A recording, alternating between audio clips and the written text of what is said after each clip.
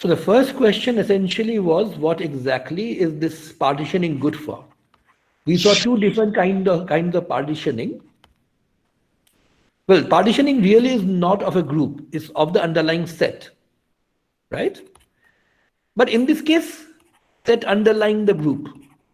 And as I've kept on stressing, very often we mix the two. We don't usually distinguish between the group and the set underlying the group. We use the same name for them. And when we are actually partitioning the set, we say partitioning the group just as well. So one kind of partitioning that we saw was congruency modulo H, and the other was via conjugacy. And your question was primarily, what good is this? And the answer, well, you have already seen what good this is, because this leads to the cosets, right? Congruency modulo H essentially gives, okay, first of all, these two relations are both things called equivalence relations. Equivalence relations are things we have studied a long time ago. They are things which are reflexive, relations which are reflexive, symmetric, and transitive. I hope everybody here knows what these terms mean, right? Of course, whenever I say such a thing, if you don't understand what I mean, please speak up. Okay? So, of course, these three properties, reflexive, symmetric, and transitive, are actually properties which we are very familiar with because they are properties of equality, right? A equals B is reflexive because A is always equal to A. A equals B, of course, implies B equals A, and A equals B, B equals C implies A equals C. So it's transitive as well. In a sense, equivalence relations are sort of generalizations of equality to a more general context. And roughly speaking, whenever you say there's an equivalence relation, things which are related by an equivalence relation are equal in some respect. So just to pull up an example from a different branch of physics, this in thermal equilibrium, there's two bodies being in thermal equilibrium, of course, is a relationship between the two states. And this is an equivalence relation. That is reflexive, is obvious because every system has to be in thermal equilibrium. If it's in equilibrium at all, then it has to be in thermal equilibrium with itself. If it is symmetric, it is symmetric, right? Because if A is in thermal equilibrium with B, then of course B is in thermal equilibrium with A. And it is transitive, and that exactly is the statement of the zeroth law of thermodynamics. That being in thermal equilibrium is transitive. If A is in thermal equilibrium with B and B is in thermal equilibrium with C, there is two different bodies, A and C, are both in thermal equilibrium with a common body B, then A and C are in thermal equilibrium. Okay? So, in thermal equilibrium is an equivalence relation, just like congruency modulo H or conjugacy. These are equivalence relations. Okay? Now, as I said, whenever you have an equivalence relation, there is an equality hiding somewhere. And in the context of in thermal equilibrium, you already know what that equality is. Two bodies are in thermal equilibrium if the temperature is the same, right? Well, ultimately, the very fact that there is a quantity called the temperature at all, this depends on the fact that in thermal equilibrium is an equivalence relation. Hence, all bodies which are in thermal equilibrium with each other can be characterized by a single quantity, which we call the temperature. Okay. Just a bit of history, since we are digressing a bit of history here. When the reason why this is called the zeroth law, the transitivity of the thermal equilibrium business, is that everybody thought temperature is so obvious that nobody needs to even think about it or even describe where it came from. So when Fowler first tried to write his book, he realized that somewhere everybody is assuming that there is this thing called temperature, but nobody has really formally said why temperature should be there. So what Fowler did was he had to put in a law which came before all the other laws that he needed to put in. But since the first law and the second law were already taken, and this law had to come before that, that's why this zeroth law of thermodynamics actually came in, simply because nobody thought that you really need a law for this. It's only when people try to formalize everything and write everything in a neat mathematical structure, which thermodynamics actually is a very nice mathematical apparatus. Only then people realize that you have to have a law there. By the way, there's a Indian connect here simply because apparently Fowler realized the need for the zeroth law when he read a very famous textbook in those days, that by Shah and Srivastav. This used to be a pretty classic text in thermodynamics before our time almost. We also read it a bit. Apparently Fowler read the description there, saw that there Shah and Srivastav is actually talking about the zeroth law without mentioning it explicitly. So he realized that he had to put it in. Anyway, that was a digression. But coming back to this, equivalence relations are always great. And one important thing about ordinary abstract mathematics is, whenever you have an equivalence relation, you have a partitioning. That's simple, because all you are saying is, when you define an equivalence class of A as all members of your set, whatever set that is, which are equivalent to A, then you can easily see that two such equivalence classes, I shouldn't really call it B, let's call it A prime. Equivalence class of A and equivalence class of A prime, they're either completely disjoint, that is, there is no common element, or they have to be exactly identical. So these are the two possibilities. And since, and of course, the union of all the equivalence classes has to be the set, simply because every element features in some equivalence class or the other, if nowhere else is in its own equivalence class. Okay. Now, this is a general statement about mathematics. In any set, this will happen. If you have an equivalence relation, you can partition the set. And depending on what your equivalence relation is, and depending on exactly what good that partition, what application that particular equivalence relation has, different partitionings may have different practical uses. Okay. So you have already seen a practical application of congruency modulo H. The equivalence classes for congruency modulo H is exactly what you call the coset, right? And we have already seen that cosets are pretty useful, because the cosets, after all, give rise to Lagrange's theorem, for example. And when we talk about, in fact, the last lecture, I'm not sure whether you have all had time to listen to it, lecture 5 that is about normal subgroups and quotient groups, where you will find the cosets play a central role. Now, you might ask, what is the good of this in physics? Frankly, we have not touched upon that yet. It will turn out that cosets are really very, very important in physics, and both indirectly, because cosets play a very important role in the theory of groups, and the theory of groups in total is needed when you want to apply group theory in physics. That's one answer. The other is, there are many situations where cosets are really the physical quantities that we deal with. We will meet several of those. So I'm just not talking about that right now. Conjugacy, again, the same thing. It's an equivalence relation. It leads to a partitioning. Plays a very, very important role in the theory of representation. So just wait until we come to the theory of representations, when you will see conjugacy classes play a huge role. In fact, just to give you a sort of teaser here, representations are usually built up of smaller blocks. So it's sort of like atoms for the representation. You have small pieces which you can put together to build up the whole representation, or build up any representation. So these small pieces are called irreducible representations, or irreps. Irreducible simply because they can't be broken into anything smaller.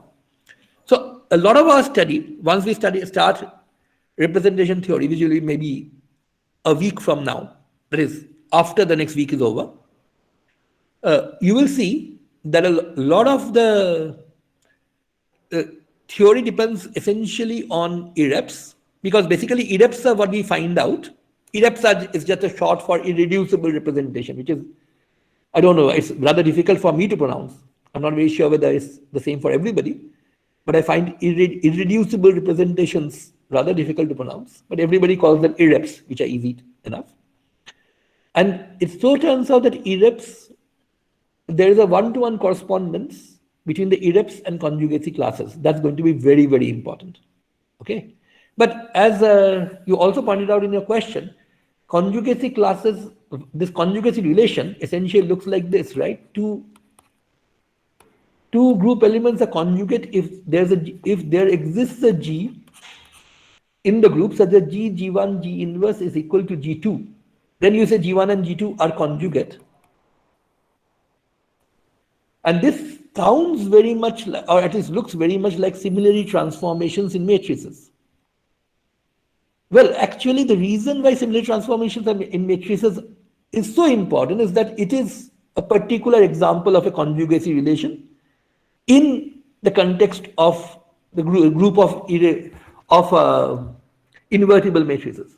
So, if you think of GL and R, which is the set of n by n invertible matrices, their conjugacy is exactly what we call similarity transformation.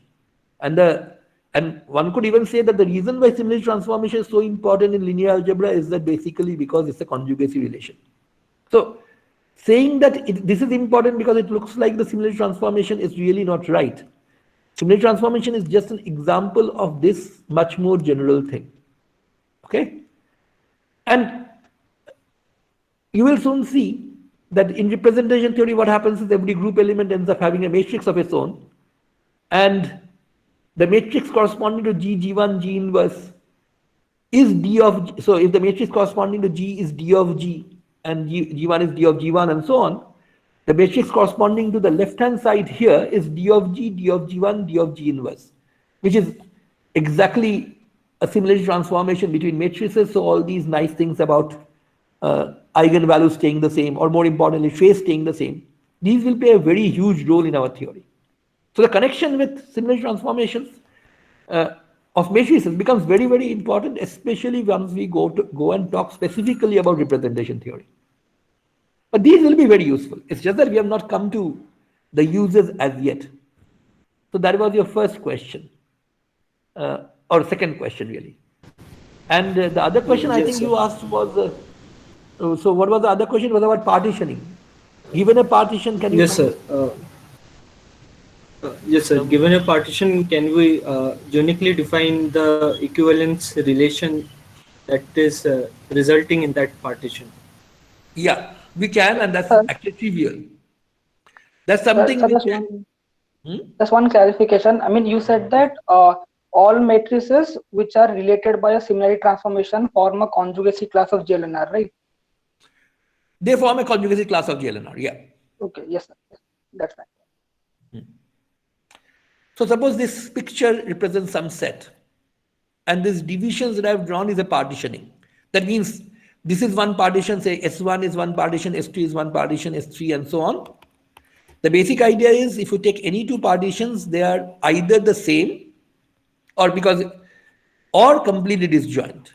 There are no common elements if I not equal to J, Si and Sg are completely disjoint. That's the basic thing in the partition. There are two things which go into the partitioning. One is Si intersection Sj is disjoint. The other is union of all the Si's is the S. Okay. This is what a general partition is. What we actually show in abstract algebra is that if you have an equivalence relation and define equivalence classes using that equivalence relation, just the way we did for conjugacy or for any equivalence relation whatsoever, then these equivalence classes provide a partitioning of the set. Okay. Now, your question was the converse to this. That is, if you are given a partition, can you find an equivalence relation? Right? Is that okay? What I was claiming is, Yes, if you sir. have an equivalence relation, you can always find a partition which comes out of the equivalence relation. And your question was, if I'm given a partition, can I find an equivalence relation? The answer is yes. Sir, And that's sir, trivial. if that will be unique, sir, if that will be a unique one or not? The moment you give a partition, that becomes unique. You say two elements X and Y of the set. Yes, sir.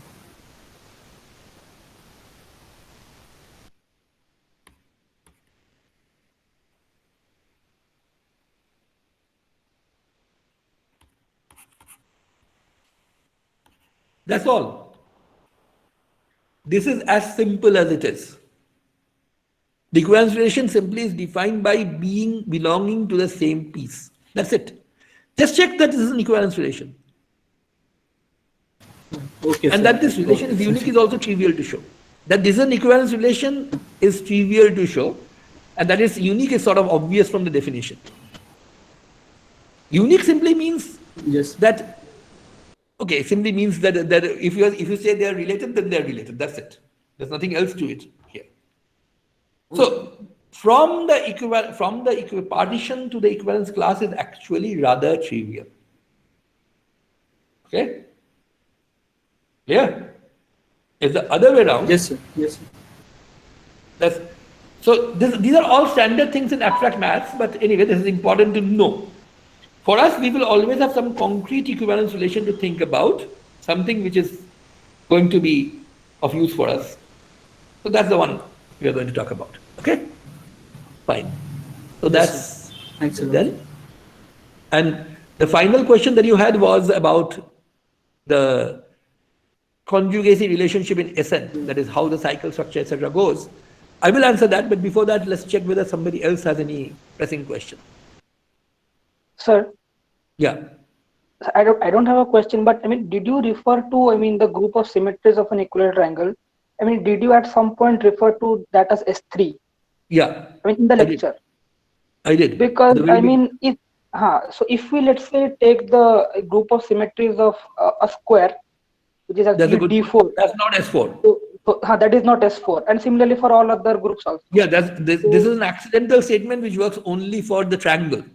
Yes, sir. For S3 is D3, I think, and they have the same elements. Yeah, but the point that is important is, if you think about why is S3 the same as the symmetry group of an equilateral triangle. That was our very first lecture. That is when I actually did something where I showed you the operations, right? Say this was A. And I also said, okay, I have three vertices A, B, and C. And what happens to A, B, C under this operation? A stays A, B becomes C, C becomes B. So this is a permutation of the three vertices. And it's obvious that all these symmetry operations that you have, the 6 symmetry operations that you have on the triangle, all they do is permute the vertices. And what is important, and that is of course true even for a square, right? For a square, if I have a square ABCD, okay, this is a very bad drawing of a square, but let's pretend this is a square. Then this one, for example, okay, what will this do? This will keep, what will this do to the vertices A, B, C, and D? It will keep B where it was. It will keep D where it was. It will just flip C and A, right? So that's the permutation. Now, every one of the symmetry operations correspond to a permutation.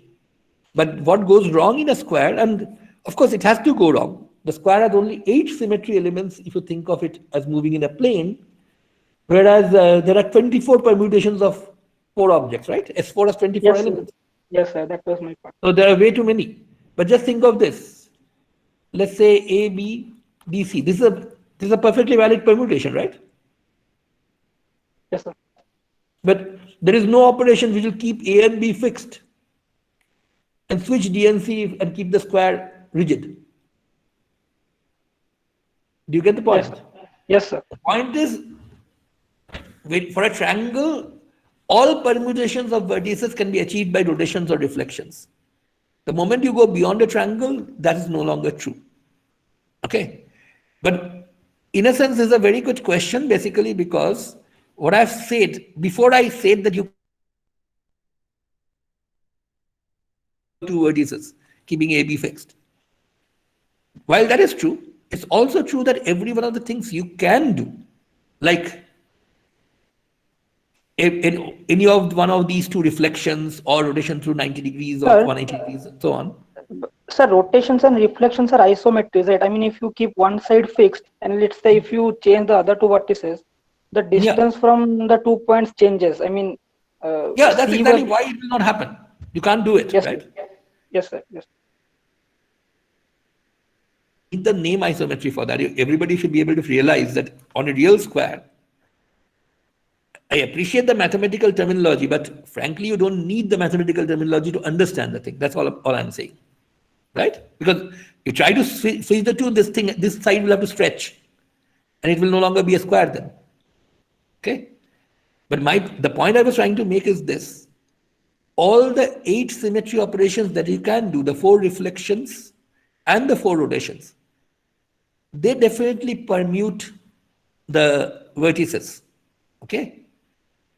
So what really is true is that a subset of all permutations essentially mimic the set of symmetries of a rotation, of a square. Not all the permutations of 4 objects, but a subset of those permutations. Now this happens to be a theorem that I'm going to actually talk about in the next lecture, or maybe the lecture after that, which is all finite groups, say any finite group of order n.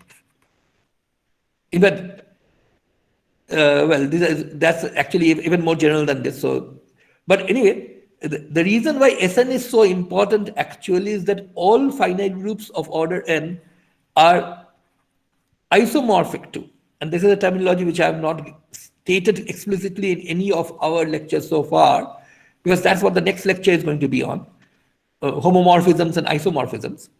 But isomorphic to essentially means is the same up to relabeling, let's say. So G is always isomorphic to some group, say G prime, which is a subgroup of Sn. So in a sense, permutations are all. That is, if you understand the permutation group in full, you understand every group. Although, frankly, the Sn has way too many elements compared to n. So understanding Sn is a lot tougher than understanding small finite groups. But the theory of Sn, especially the theory of representations of Sn, come up over and over again in various highly unlikely places.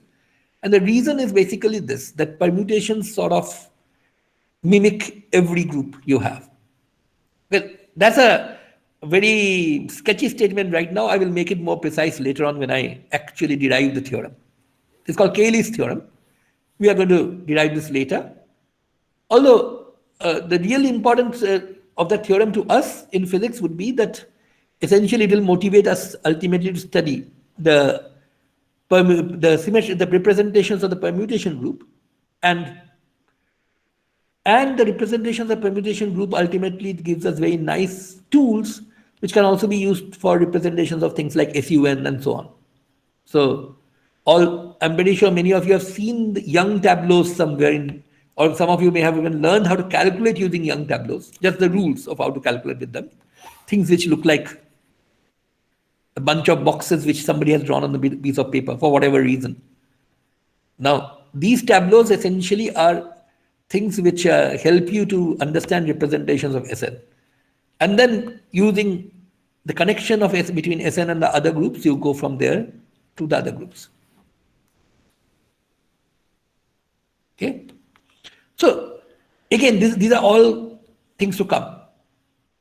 But any other questions?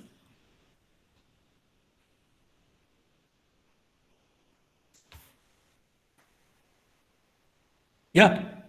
If there are no other questions right now, then this question which Aditya asked at the very beginning, his first question to me in the mail, but I think it's important and very important, and everybody should really be confident about the answer, especially because this is a question about the conjugacy classes of the permutation group Sn. And as I just hinted, the representation theory of Sn is very, very important. And the conjugacy classes of Sn play a singularly important role there. So it's very important to understand that thoroughly. So this was near the end of, I think, lecture 4, right? This was Yes, sir. 4 or 3? 4, right? Lecture 4, sir.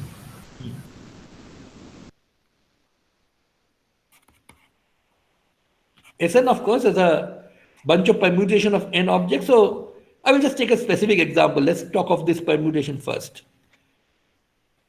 I hope everybody is well aware of this notation. I did describe this in the lecture, but even before that, I think you should all have learned about it. That one way of representing a permutation is just to say in this case, S8, 8 objects, is to just say what goes where. So 1 goes to 2, 2 goes to 5, 3 goes to 4, 4 goes to 5, 6. Of course, 4 can't go to 5. Permutations are 1 to 1, so you cannot have two different things going to the same result. 5 goes to 7, let's say 1, and then there's 3 and let's say 8. Now this is one way of representing a permutation. Another way of representing a permutation is via the cycle structure. So that is also something which I'm pretty sure all of you should have no difficulty in understanding. It just says, let's start somewhere. You don't have to start at 1, but you can, typically people start at 1, why not? So let's ask, where does 1 go? 1 goes to 2, that's what this is doing. Then 2 goes to 5. So you write 5. Then you ask, where does 5 go? 5 goes to 7. 7 goes to 3. 3 goes to 4. 4 goes to 6 and 6 goes back to 1. Now going back to 1, you don't write, you just complete the bracket. Although you write it in a line, you have to imagine that there is a loop. So it's 1 to 2, 2 to 5, 5 to 7, 7 to 3, 3 to 4, 4 to 6, 6 to 1. And 8 sitting all alone in its own cycle.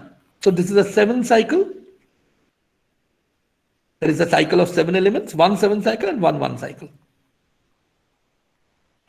So that's the cycle structure of this particular permutation. Of course, other permutations of 8 objects will have other cycle structures, right? Now, given two permutations, sigma, let's call this sigma. Okay. Let's say there's another permutation pi, which I'm just writing down using the cycle notation. Let's say it's the cycle which goes 1, 3, 4. That is 1 goes to 3, 3 goes to 4, 4 goes back to 1. And then, of course, once 1, 3, 4 are done, you're done with them, you know where each one goes, then you have to look for the others.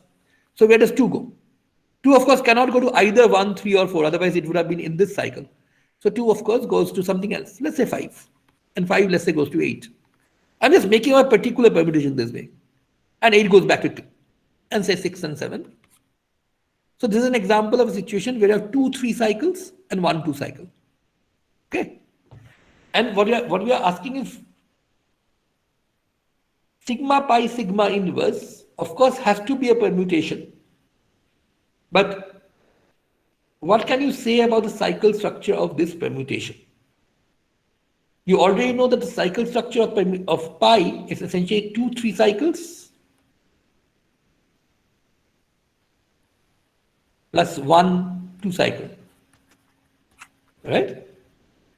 What is sigma pi sigma inverse? Now, of course, you can work out sigma pi sigma inverse a long way by just seeing what happens to, say, what happens to 1 under sigma inverse. Can anybody tell me that? Sigma is this one up here. Sir, it will go to 6. It goes to 6, right? Because 6 went to 1 under sigma. So 1 has to go to 6. Okay. So let's try writing it down the hard way. 1 goes to 6. Then you get pi. So you ask, where does 6 go? 6 goes to 7, right? That's what you can see here. Yes. And then you do sigma. That means you ask, where does 7 go? 7 goes to 3. So 1 goes to 3. That's what you can write down. Then you can start at 2 and then ask what happens to 2. So under sigma inverse, 2 goes to 1. Then pi, 1 goes to 3. Then sigma, 3 goes to 4. So 2 goes to 4. And this way you can write down all the stuff completely. Okay, and then find out, once you have written down where does everyone go, then you can start and find out the cycle structure. Okay? But there's an easier way. The easier way simply is this. Sigma pi sigma inverse, by virtue of associativity of the action, does this. If you did not feed it I, but sigma I, what will it do? That's easy. The sigma inverse will cancel the sigma, giving back I. then pi will act on I, giving you pi I, and then sigma will act on it. So sigma acting on pi I, right? So sigma pi sigma inverse, what it does is takes sigma I and maps it to sigma of pi I. Okay? Clear? Is that okay with everybody? Any questions about this? Yes, sir. So now let's ask. Mapping you're talking about. Hmm? So you just talked about some mapping here. So sigma pi I- sigma, a permutation is a map, right? It takes an input, produces an output. Right. So sigma pi sigma inverse is also a permutation. It's a map. It takes sigma. What does it do? It takes I to first sigma inverse I, then to pi of sigma inverse I, then to sigma of pi of sigma inverse I. That's what it does, right? Okay. That's complicated, but it's easier to think of what it does to sigma I. What does it do to sigma I? It just takes it to sigma of pi I. Okay, yes, sir. Okay, so instead of saying, okay, let me just, since I lost sigma here, okay, maybe I will just write it in the middle here.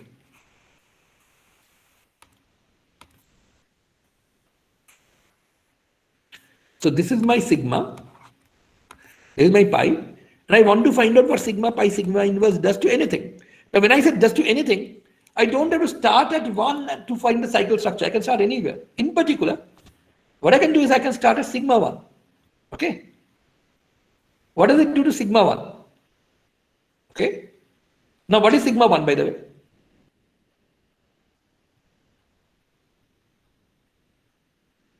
Sigma 1 is 2. Sigma 1 is 2. So ask what does it do to sigma 1? Sigma 1 is 2. So 2, which is sigma 1, gets sent to sigma of pi I. Okay? Right? So what is pi I? Remember, I've just asked I equals 1. So sigma 1 is 2. Where does it get sent? To sigma of pi I. Pi I meaning pi 1. Pi 1 is 3. So sigma of 3. Where is sigma of 3?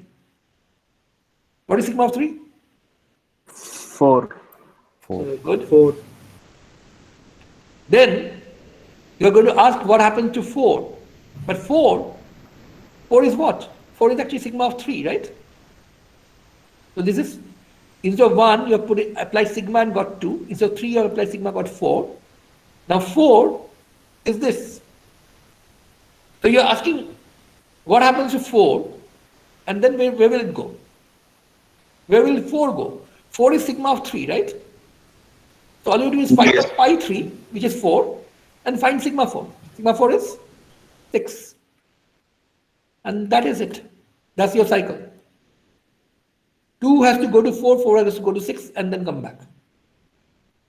That is, instead of 1, 3, and 4, if you just put in sigma 1, sigma 3, and sigma 4, notice what does this say? Pi sends 1 to 3. Okay? Sigma pi sigma inverse sends sigma 1 to sigma 3. And then, because pi sends 3 to 4, sigma 1 pi sigma inverse sends sigma 3 to sigma 4. And since pi sends 4 to 1, sigma pi sigma inverse sends sigma 4 back to sigma 1. Okay? So basically all we are doing here is simply this, is to write down sigma pi sigma inverse. All I have to do, at least in the cycle notation, this is very, very easy. I will just take the pi cycle structure, whatever that is, but instead of 1, 3, 4, I will just write sigma 1, sigma 3, sigma 4. That's it. Do you get that? Yes, sir. Yes, sir. So sigma 1, that's 2, sigma 3, that's 4, sigma 4, that's 6. Then here I put in sigma 2. What is sigma 2? That's 5. Sigma 5 is 7. Sigma 8 is 8. Okay? And what happens to 6? Instead of 6, I will put in sigma 6. What is sigma 6? 1. Sigma 6 is 1. 1. And instead of 7, I will put in sigma 7, which is 3. 3. So this is you can do it the long way and then find out the cycle structure, or you can do it this way and find out the cycle structure. It's guaranteed that you're going to get the same thing in both ways, because the job of sigma pi sigma inverse is to send sigma I to sigma pi I. And the cycle structure essentially tells you what gets sent to what. So this says 1 goes to 3, Sigma say pi sigma inverse says sigma 1 goes to sigma 3. Sigma 3 goes to sigma 4. This says 4 goes to 1. That will say sigma 4 goes to sigma 1. Okay. So the identity of these entries will change. Okay. Compared to pi sigma inverse will have different, it will be a different permutation in general. Right? Usually permutations don't commute. Sometimes they do, but usually they don't commute. So sigma inverse could very well be a very different permutation from pi. In fact, this one is. And see, here 1 goes to 3 and 3 goes to 1. Okay. In pi, 1 went to 3, but 3 did not go to 1. 3 went to 4. 4 went to 1. Okay. So, hold on.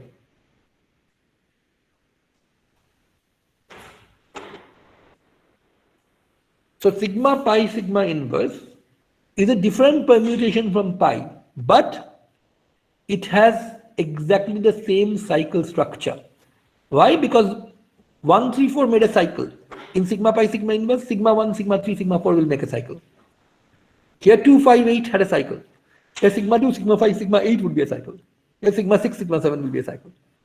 So the exact size and number of cycles will stay exactly the same. Okay? Is that clear? Sir, that point is clear, but what I'm not able to follow is that the sigma I mapping to sigma pi I, how does that sigma I come again? No, how does this come to this? I mean, where does this sigma I come into this expression? Because if you feed sigma I to this, you get sigma pi I. Oh, that I understand, sir. But Yeah, that's all there is to it. The point is, you are asking what sigma inverse does to an element. Okay? right. And how is that connected to pi? The easiest way to understand that is what does it do, not what does it do to I. That's more complicated. Because, of course, it's 3 permutations, sigma inverse acting first on I, then pi acting on that, then sigma acting on that. So that's actually a complicated thing. But it's much easier to answer what it does to sigma I. And why is that easier? Simply because there's a sigma inverse sitting here. Okay. By the way, this should not really come as a surprise, because once again, if you think in terms of matrices and similarity transformation, when you change your basis, why do you really have a similarity transformation? The change of basis is done through only S. So why do you have a S inverse? Basically because you change basis first, then do your transformation, then you have to go back to the old basis. Right? If you think about it a bit, that's exactly the same as what you're doing here. Here sigma pi, this is of course much simpler than that actually, than what you do in linear algebra. But what is this doing? Is you're saying that, okay, instead of asking what it does to I, let's ask what it does to sigma I. It does something very simple. Sigma, as far as sigma is concerned, it's just sigma I going to sigma of pi I. So whatever pi I structure you have, you just replace the various elements there by the corresponding sigmas, and then you are done.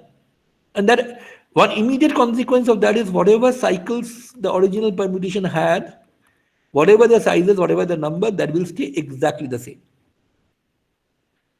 Now the converse is also true.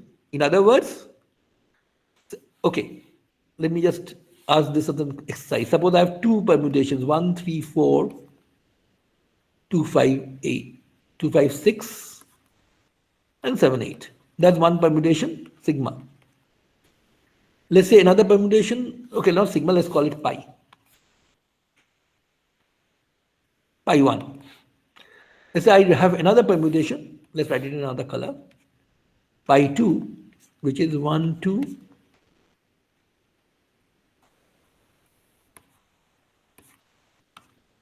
and yet another one.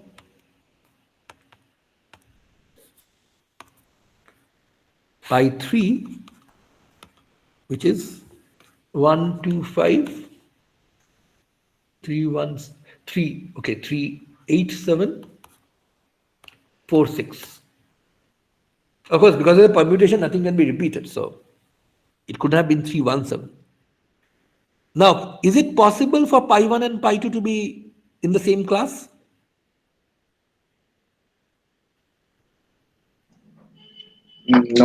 No, sir, because they don't have the same class structure. The same cycle structure. No, This cycle has structure. 2 cycles, 1 4 cycle. This has 2 3 cycles, 1 2 cycle. Entirely different cycle structure. And as we just saw, after all, if pi1, pi2 were in the same class, there would be some permutation sigma, such that sigma pi1, sigma inverse would be pi2. And that's impossible because sigma pi1, sigma inverse must have the same cycle structure as as pi1. Pi2 doesn't, so sigma pi1, sigma inverse cannot be pi2 for any sigma. Okay, pi1, pi3, can they be in the same class? Yes, sir. Okay, Yes, sir. are they? So they cannot be because they may be, but not sure about that. We have to find a proper You have to find a sigma which will do that. such that it works that way. What you have to do is you have to find a sigma which will do that, right? Is it okay? Sir, speaking on the lines of similarity transformation, can you give us an analogy? Why does, in terms of similarity transformation, why does the structure of the permutation is preserved in terms of the similarity transformation again? Well, I don't need to. This is even this is way simpler than that. Okay. Compared to the similar transformation, this is actually much easier. And this is much direct. In fact, I would have said you would have liked to understand why do you do a similar transformation when you do a change of basis in terms of this language rather than the other way around. And moreover, look, there is a branch of mathematics called category theory, which essentially is a super mathematics in the sense that all these different branches of mathematics end up looking similar somewhere. Just like you have homomorphisms in group theory, you have homeomorphisms in topology, you have similar other things in other places. It so turns out that you can study all of them together in a single theory in a way. That is, you can see that, okay, groups, rings, algebras, these are different aspects of a more common thing.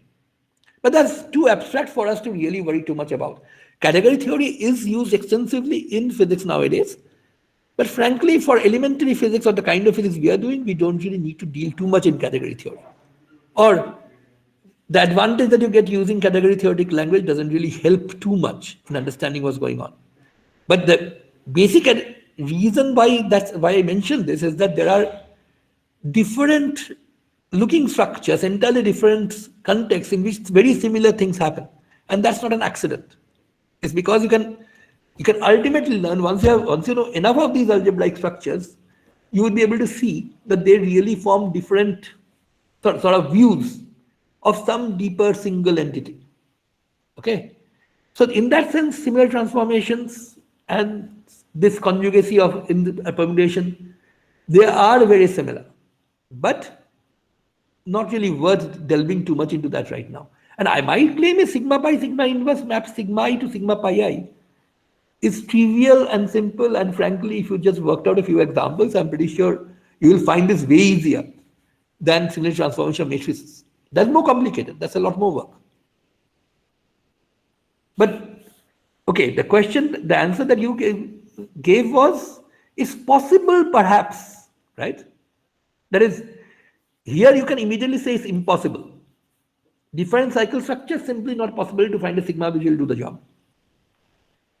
Same cycle structure between pi1 and pi3. So the question is, can we find a sigma which will do the job? The answer is, the answer that you gave was possible. Possible, but not sure, right? Yes, sir. But can you, my claim is that it is not only possible, it's certain. You can. And it's actually pretty easy to find out the sigma which will do the job.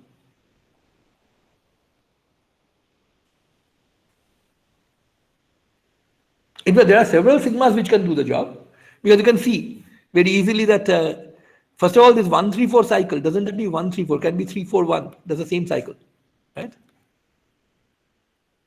Or these two cycles, instead of 1-3-4 being in the first place, I could have equally well written 2-5-6 in the first place. Actually, there are many sigmas which will do the job. And the number of such sigmas is also important in representation theory, but we will come to that later. But can you at least give me one sigma which will do the job?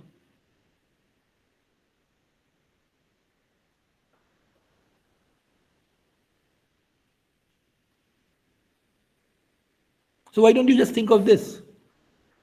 Let's just assume this is sigma 1, sigma 3,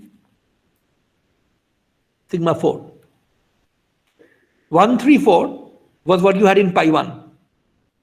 What you will have in sigma pi 1 sigma inverse will be 1, 3 cycle, which will have sigma 1, sigma 3, sigma 4, right? So why don't you just say sigma 1 is 1? So 1 goes to 1, 3 goes to 2, 4 goes to 5. Of course, we still have to figure out what happens to 2, then 5, 6, 7, 8. But then this could be sigma 2. This could be sigma 5, that is 8. Sigma 6 could be 7. And this could be sigma 7. 4 could be sigma 7, 6 could be sigma 8. Oh, sorry, 6 could be sigma 8. This could be one possible sigma, not the only possible sigma. There are many more possibilities, so I will let you worry about this question. Can you find out all the possibilities, all the possible sigmas? Did everybody understand why this sigma will work?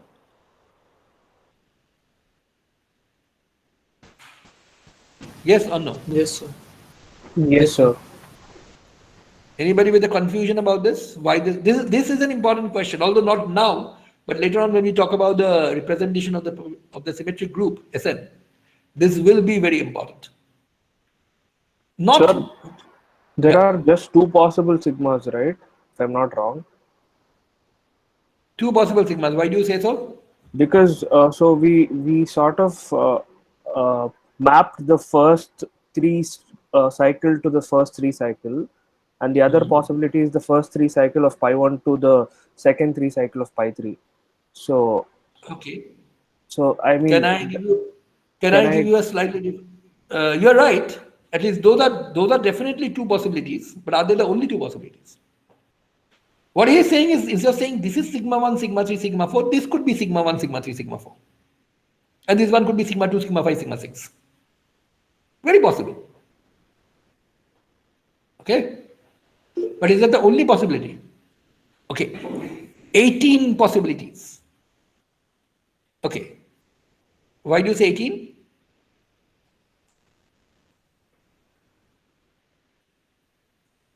Explain. 3 into 3 into 2 is a bit cryptic. And 3 into 3 into 2 is not really right. Because that actually captures the other thing that nobody has talked about so far, but it misses the one thing which has already been talked about. sir, it talks about the permutation within a cycle itself. It could be Yeah, because 1, 3, 4 could just have been 3, 4, 1. exactly. Right? So this could have been sigma 3, sigma 4, sigma 1. And that would still work.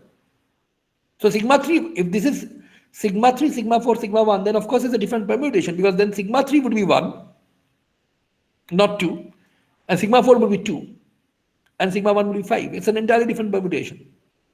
Right? So this could equally have been some other sigma bar 3, sigma bar 4, sigma bar 1. That's one more possibility. 4, 1, this could have been sigma bar 4, sigma 4, sigma 3, sigma 4, sigma 1, sigma 3. All of these are different permutations, and they give rise to the same sigma pi, sigma inverse. Okay? Yes, But sir. important thing is, if they have the same cycle structure, you can definitely find at least one sigma for which sigma pi 1, sigma inverse is pi 3 in this case. And that makes pi 1, pi 3 belong to the same conjugacy class. The question as to how many different ways can you find sigmas which will do the job, that actually is not that important for the conjugacy class question, but it's actually going to be important when we talk about representations. So these counts, the number of permutations, etc., these are going to play an important role when we develop the theory. Okay. So any further questions? Sir, what is this representation theory that you keep telling? What is it about? I mean, like a one-line definition. One line definition. Okay, there's no one line definition really, but the quick thing is, First of all, in physics, why do we at all study groups? Groups essentially in physics occur in several ways, but the most common way is that there are operations which you do on a physical system which will not change the physical system, right? But that depends on what kind of physical system you are talking about. Like, say, a vector is a bunch of three numbers, right? But when you rotate, it changes in a particular way. When you reflect, it changes in a particular way. So these things actually capture the essence of what those operations are in more concrete terms. So representations basically are, in a more general context, representations would be any concrete example which mimics the group structure, or simply because it's perhaps because it's what the group does to those objects. And in the more mathematical terms, the representation theory we are talking about, that's the reason why this is useful for physics. The representation theory we are talking about is basically this, that ultimately you can show that you can find a mapping from a group to the set of matrices, so that whenever you say have G times H giving you, say, A times B in a group gives you C, then the matrix which A maps to, let's call that D of A. So let me just write that down. If A times B gives you C, then dA times dB gives you dC. This is what a representation would be like. Okay. And this is essential. Okay, in mathematical terms, it's a homomorphism from the group to a subgroup of GLNR or whatever. But right now, let's not worry too much about that. It's basically, in a sense, we can find matrices which mimic our group. There are several reasons why this is important. One is that it helps us to learn about the mathematical structure better, because matrices are concrete objects. We can handle them better. But more importantly for us, many physical entities are actually represented directly by either by the matrices or more usually by the vectors on which these matrices act. Remember, matrices really are secondary in linear algebra, right? You have a vector space on which there are transformations, and the transformations are represented by matrices. That's how the matrices really arise. Of course, when you first learn about matrices, you just learn about matrices as a bunch of numbers in a rectangular array. But matrices really are things which represent linear transformations on some vector space. Just hold on. Hello? Yes?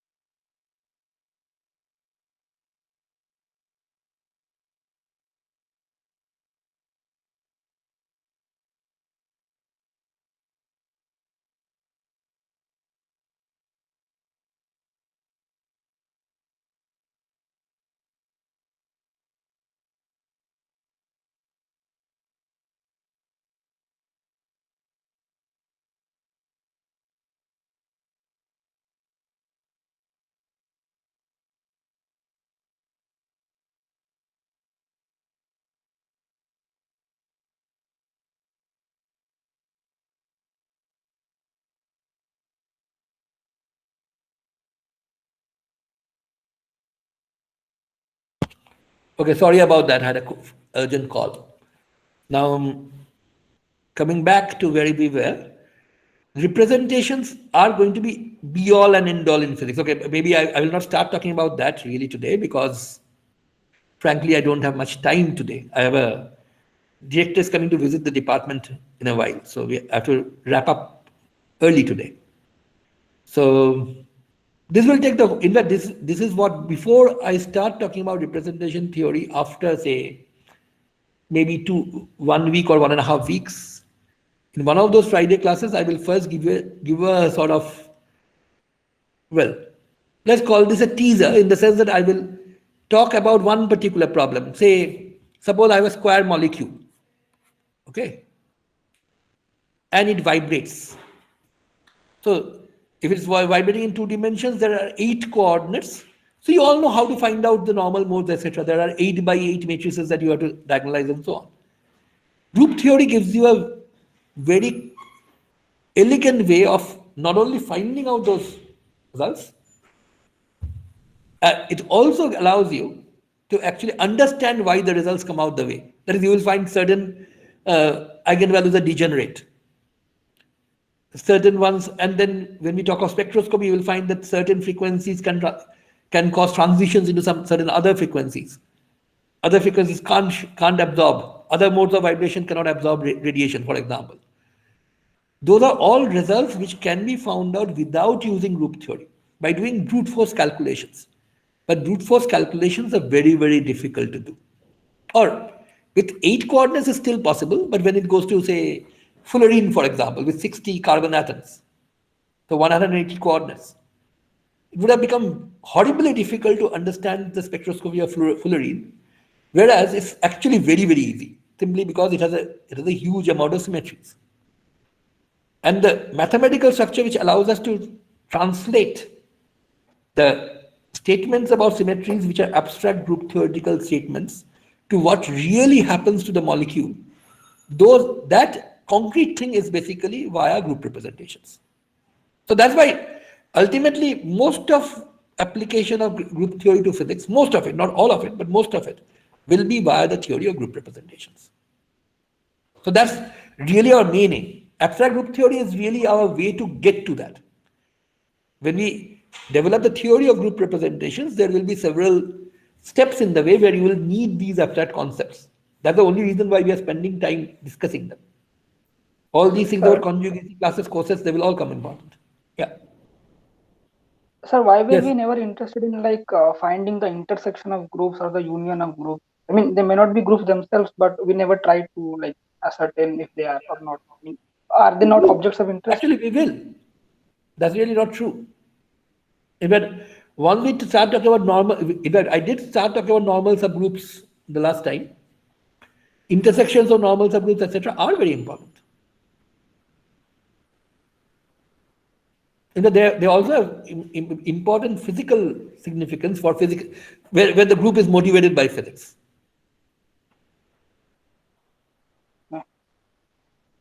And we will come to that. Just hold on. For example, you can easily show one thing. Is the intersection of 2 subgroups a subgroup? You can ask that question.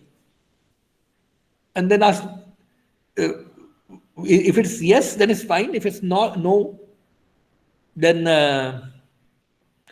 can you make special restrictions on the subgroup so that it is? And then we'll see why these questions are physically interesting will also come in later, because we have to build up the physics part of it. Okay. Anything else from what we already talked about?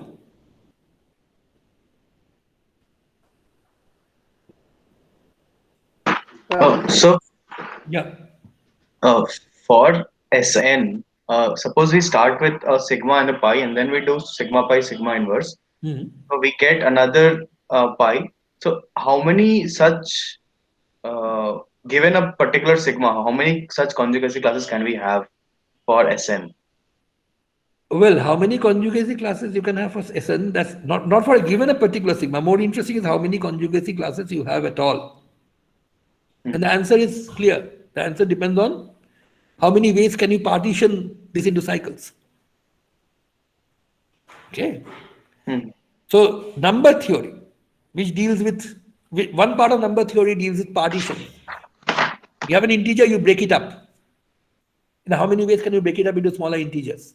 That is, what kind of cycle structures can you have?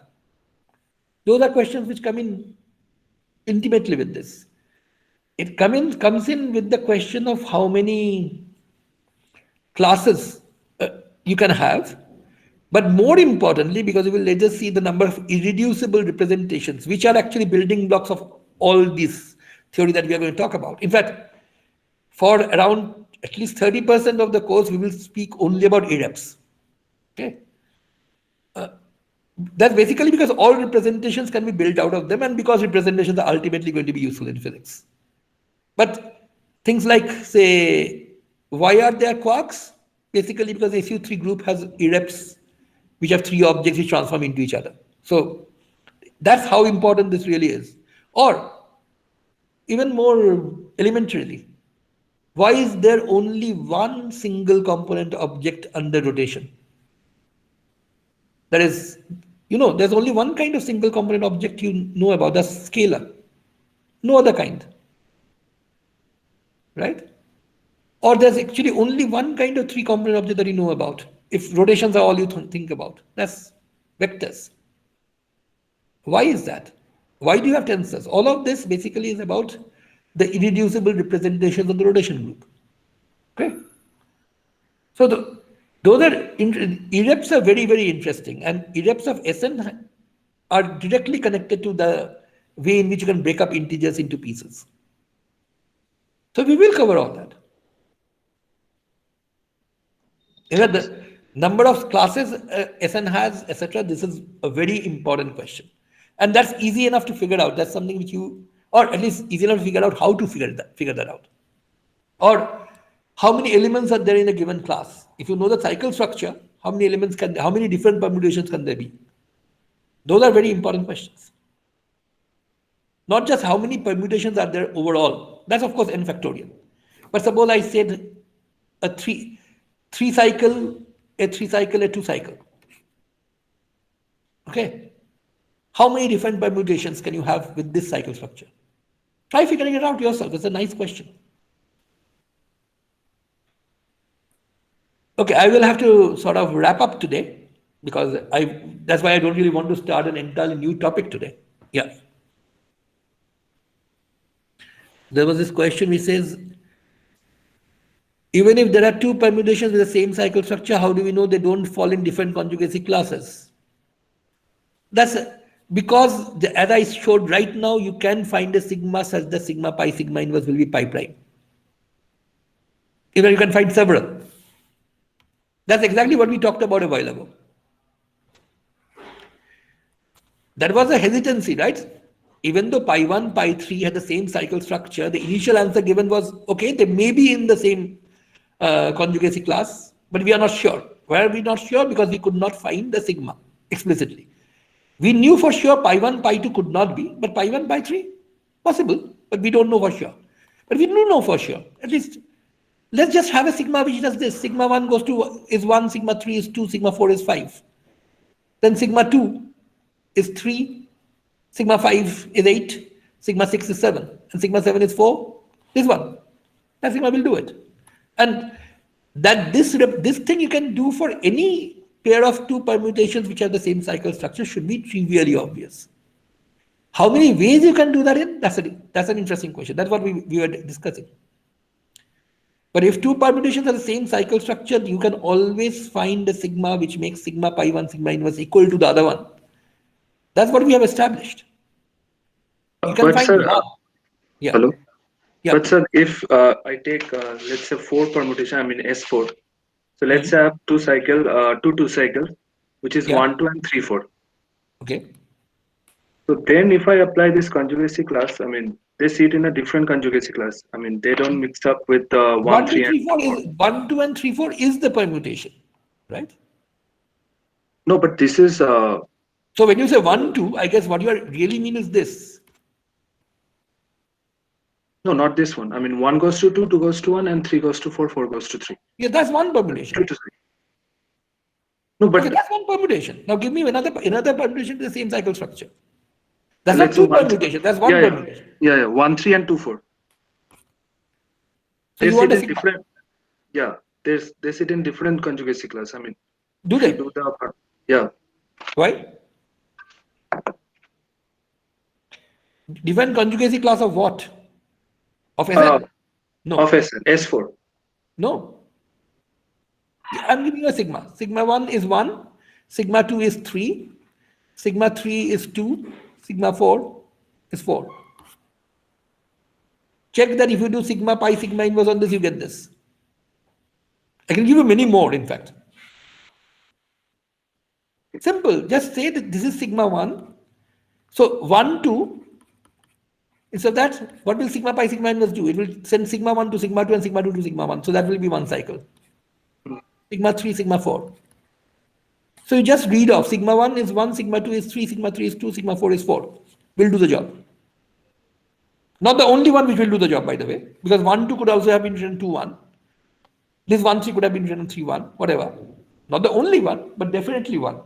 It will work. Yeah? Hello.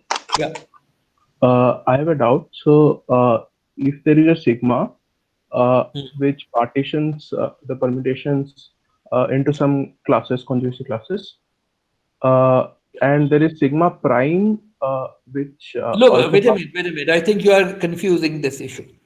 When two elements are conjugate, let's say when you say pi and pi prime are conjugate, what Yeah. you mean is there is some sigma such that sigma pi sigma inverse is pi prime. Yes, yes.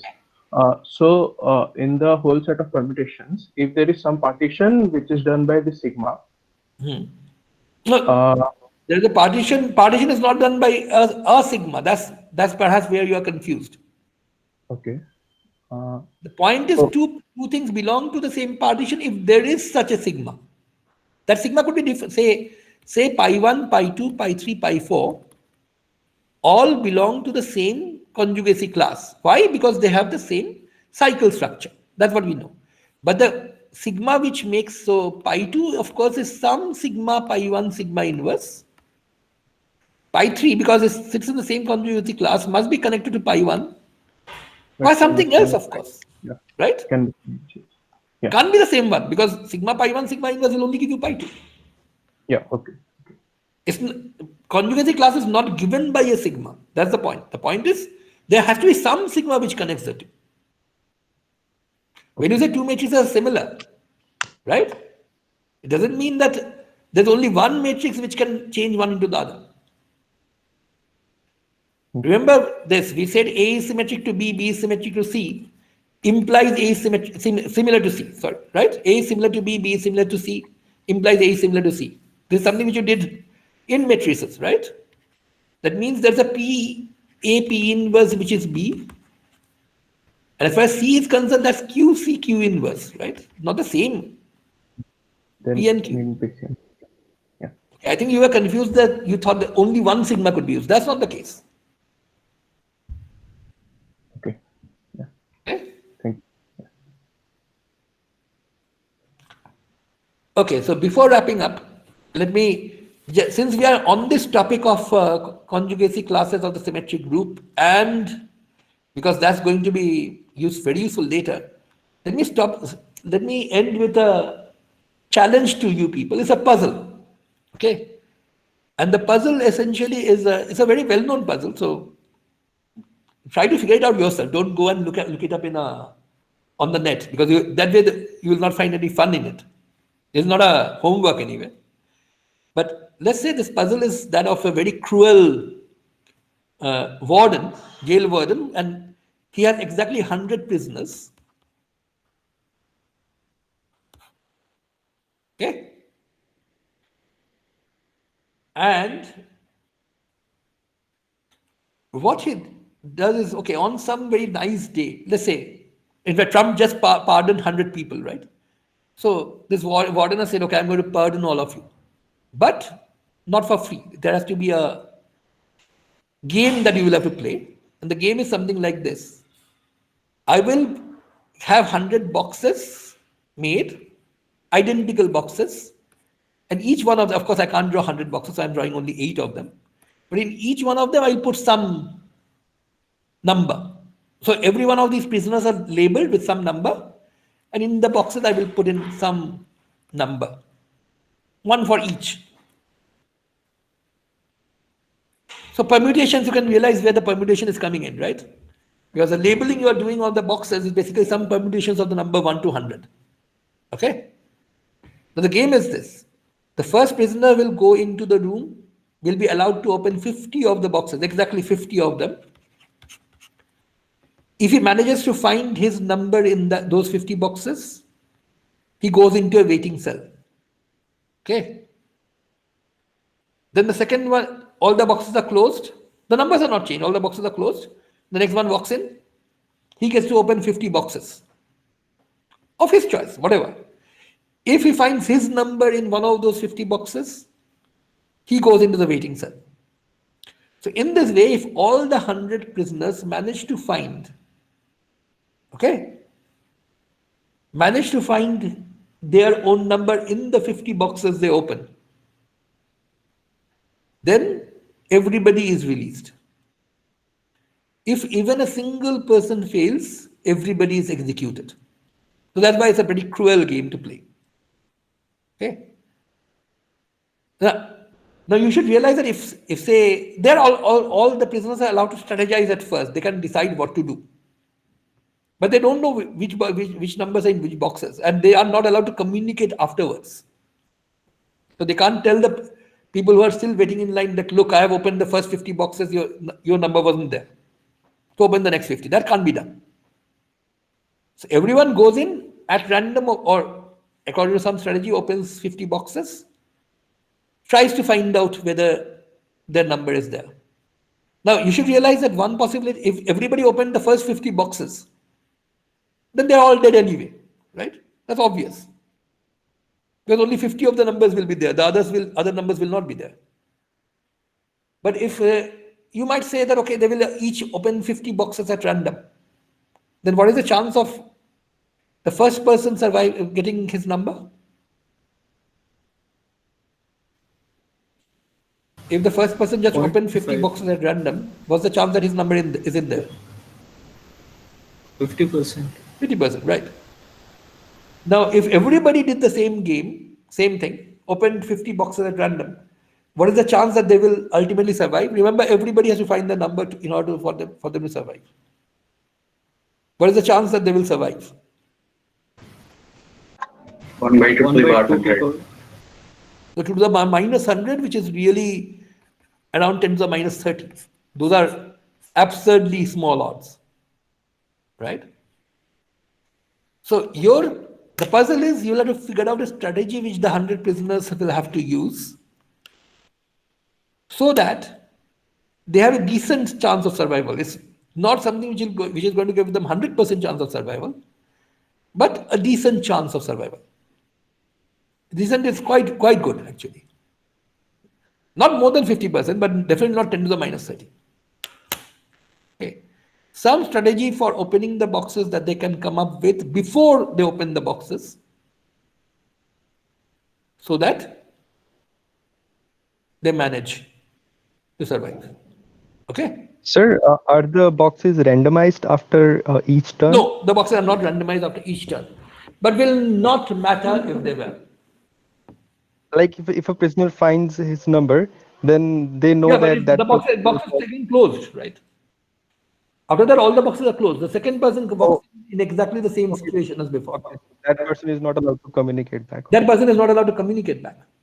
Yeah. Okay. Okay. So you have to figure out a strategy which the prisoners can adopt so that they have a decent chance of survival. And the hint here is, of course, you can see a permutation the way I've written down, right? The numbers are permutations of 8. Of course, with 100 prisoners, it will be permutation of 100. And the cycle structure actually plays an important role. Okay, so that's a connection with what we have been talking about. The cycle structure of permutation would play a very important role in solving the problem. In fact, okay, a big hint would be try to figure out how many permutations can there be of a given cycle structure. And then if it's a random permutation, what is the probability that you're going to get that particular permutation? Okay. So that's a hint. I shouldn't really have said that because that takes away half of the game, but still, that was just to connect what I said right now a while ago, which was, of course, more strongly mathematical, to this particular puzzle. But this is an enjoyable thing to work out, so try working it out on your own. Okay? Any further questions? Not about this particular puzzle. I'm not going to give you any further hints. I've already given more than enough.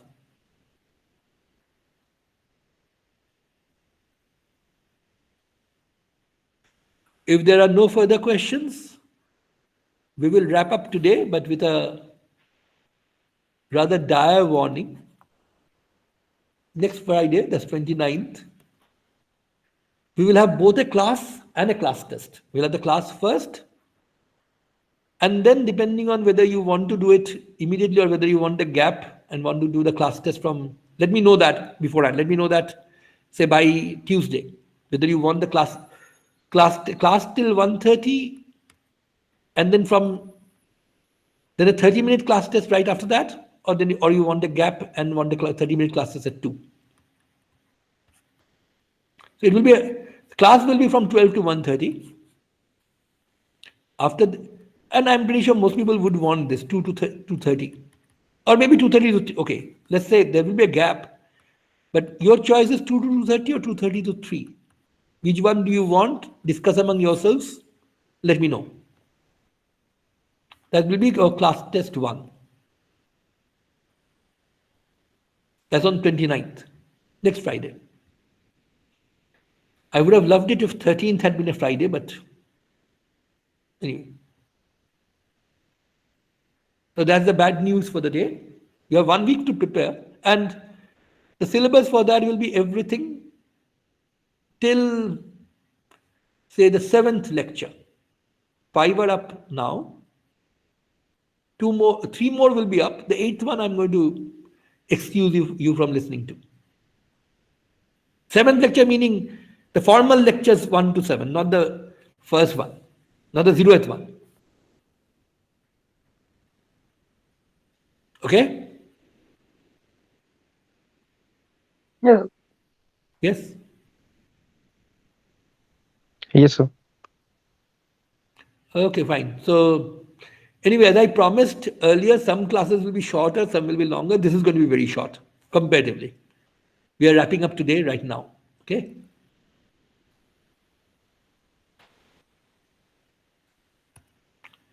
So bye. See you next Friday with the class at 12. That's still going to take place.